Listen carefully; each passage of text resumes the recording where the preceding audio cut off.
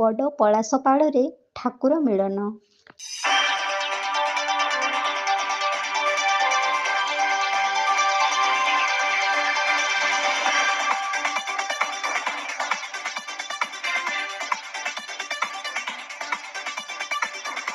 କେନ୍ଦୁଝର ଜିଲ୍ଲା ହରିଚନ୍ଦନପୁର ବ୍ଲକର ବଡ଼ ପଳାଶପାଳଠାରେ ଦେଖାଯାଇଥିଲା ରଙ୍ଗ ଅଭିରର ଏକ ମହାପର୍ବ।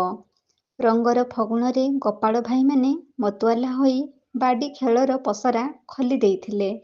ସପ୍ତରଙ୍ଗରେ ରଙ୍ଗୀନ ହୋଇ ଜନସମୁଦ୍ରର ଜୁଆର ମଧ୍ୟରେ ଗ୍ରାମଟି ଭିନ୍ନ ଏକ ପରିବେଶର ପରିଚୟ ପାଇଥିଲା। ଶହ ଶହ ଲୋକଙ୍କ ଗହଳିରେ ଗୋପାଳମାନଙ୍କ ବାଡ଼ି ଖେଳ ଖୁବ୍ ଆକର୍ଷଣୀୟ ହେଉଥିବା ବେଳେ ବିମାନରେ ଯାଉଥିବା ଠାକୁର ଅଧିକ ସରଗରମ କରିଦେଉଥିଲା।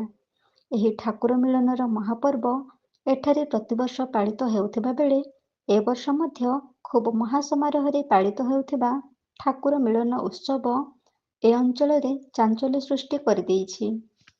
ଗୋପାଳ ଭାଇମାନଙ୍କ ଆକର୍ଷଣୀୟ ବାଡ଼ି ଖେଳ ଏବଂ ଭଜନ କୀର୍ତ୍ତନ ମଧ୍ୟରେ ଠାକୁରଙ୍କୁ ଗ୍ରାମ ପରିକ୍ରମା କରାଇଥିଲେ।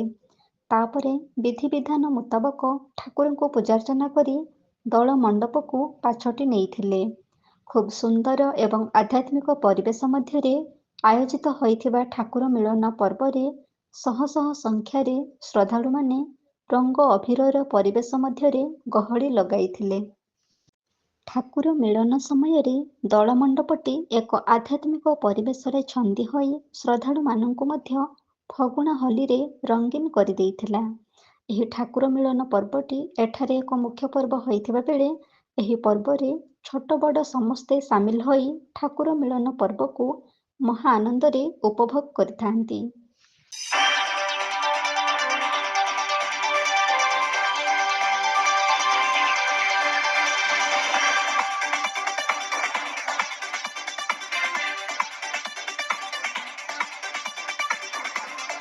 କେନ୍ଦୁଝରରୁ ବାସୁଦେବ ସିଂଙ୍କ ରିପୋର୍ଟ, এবি ନ୍ୟୁଜ୍।